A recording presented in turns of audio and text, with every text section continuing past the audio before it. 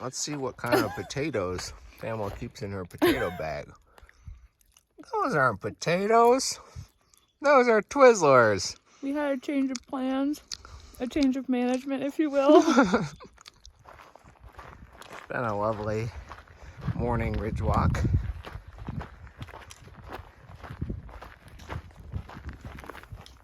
Sorry, not ridge walk. We're on the side of a mountain.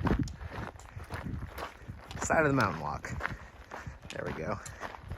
We found something exciting. Pink thistle. Henry's gonna photograph it. We have found purple and white, but not pink until now. All right, we're going through some really pretty terrain here. We have some more Joshua trees, and I guess there's not that many wildflowers here, but in general, there have been a good amount of wildflowers. And in a minute, we're gonna come around to this view. Oh, Joshua Tree Spring, 1/4 mile. I didn't film this, but we were just at a spring that went across the road, or the trail, so we did not need to go to Joshua Tree Spring, but we had our lunch there. It was very shady and nice. And yeah, it's kind of weird to be hiking northbound, but it's cool, and yeah, it's been a good day so far. All right, YouTube, I'm curious. Anyone know what this orange stuff that seems to be enveloping these flowers is? It's very beautiful. I hope it's not invasive.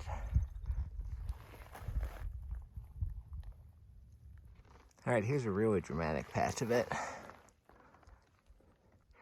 Looks like some sort of vine wraps around the stalks of these flowers. We're seeing so much of this orange stuff, and I was just struck by this like hillside of it, and it goes all the way down. And over here, I'm gonna get up close to it in a minute. Okay, so here it is more like close up, and it's not really clear to me. Like, it looks like it's just sort of strangling this plant. And it feels sort of like, if you can imagine, like if you get fresh corn and you peel it or you husk it, and it has those little stringy things.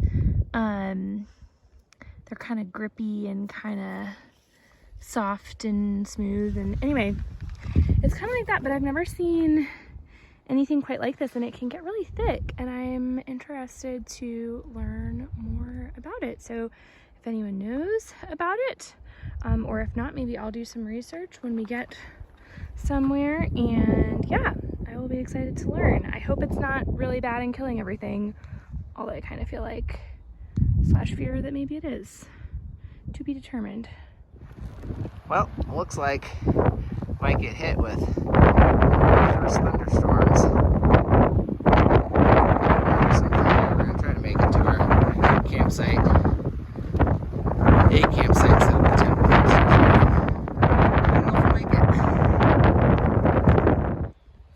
Well, it looks like the storm clouds may have stayed on the other edge of the ridge and are moving parallel to our kind of track, so we may avoid the storm.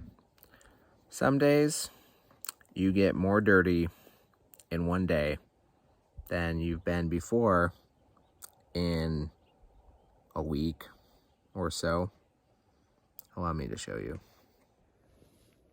Our feet are just caked in a fine dust dirt.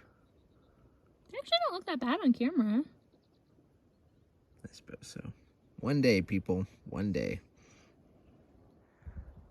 So even before the storm was approaching, ultimately never came, we were debating between this campsite or one a little further, so we decided to just set up here in case it hit. Cute little site. Barely fits our triplex. Is also located in a drainage ditch. I don't think that would be dangerous if we're at almost the top of it on the map. I don't think it'd be dangerous in a storm, but we might get a little wet. But blue skies, so no storm. I let my guard down for, I don't know, 5 minutes, and that's what resulted. Gross. Hi guys. Okay, so really quick before I go to sleep, I wanted to say that for once, I did my own research. I feel like I'm always asking you guys plant questions, and I'm really bad at looking them up. And we had signal at the campsite tonight, which has its pros and cons, but a pro was that I could look up the plant that Henry and I were clearly both fascinated with, since we both took similar videos at different times.